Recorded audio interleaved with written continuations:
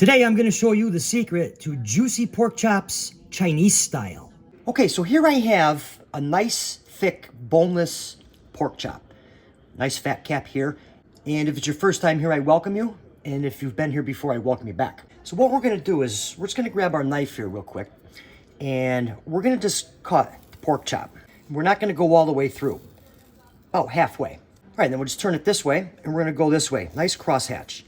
Now, you'd probably think that doing this during the cooking process would cause it to dry out. Well, that's not the case in point, because I'm going to show you what we're going to do to keep that from happening. All right, so we got our pork chop ready to go here, and what I'm going to do is I'm going to grab a little bit of oil, okay, and I'm just going to brush some oil on here. And this is a great recipe, really fun, ready in no time. I remember when my son was younger, he actually asked me to make him this for breakfast, and when I was a teenager, he doesn't eat breakfast. All right, so we got our oil on there. We're going to hit it with a pinch of kosher salt, coarse ground black pepper. We'll flip it over and we'll season the other side.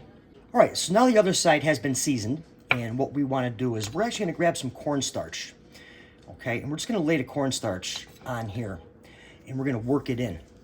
It's going to keep our pork chop nice and moist while we cook it, all right? Cornstarch, both sides.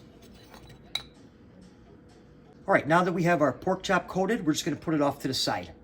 Okay, so the pork chop's hanging out. Right here I have a cold pan.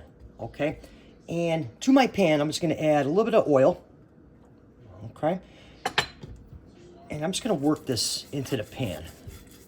Okay, so I've got the oil worked in the pan here, and what I'm going to do is now we're just going to add our pork chop to the cold pan, and we're going to turn our burner on. This is actually called the cold sear method, which is an amazing way to do this. It comes out perfect every time. Okay, so pan on. It's going to come up, take a couple minutes. All right, so it's been about 3, maybe 5 minutes. I wasn't watching the time. And our pan has come up. And what I've done was I turned it down low. I'll give this a quick little look here. Looking good. So now what I'm going to do is I'm just going to render the fat down for a couple minutes. All right, after a couple minutes, now we're just going to go to this side. I've been cooking the other side of our pork chop here for about 4 minutes. And what you want to do is you want to turn your pan down as low as it'll go. Now we're going to add some butter. I'm just going to work this in here. Okay. Some soy sauce. About that much. And a couple tablespoons of honey. Now we're just going to work this all together. And we're going to baste our pork chop.